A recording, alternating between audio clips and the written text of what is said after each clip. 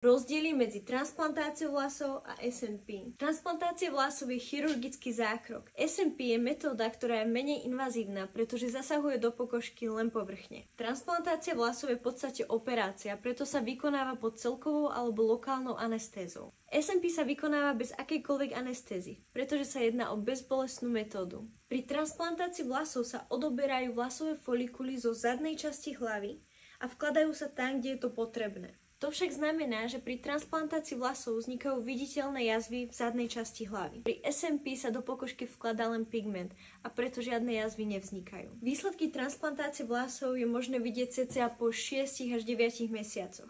SNP výsledky je možné vidieť okamžite. Po transplantácii vlasov sa vyžaduje každodenná intenzívna starostlivosť počas 14 dní. Po SNP sedení je dôležitá starostlivosť ráno a večer počas 3 dní.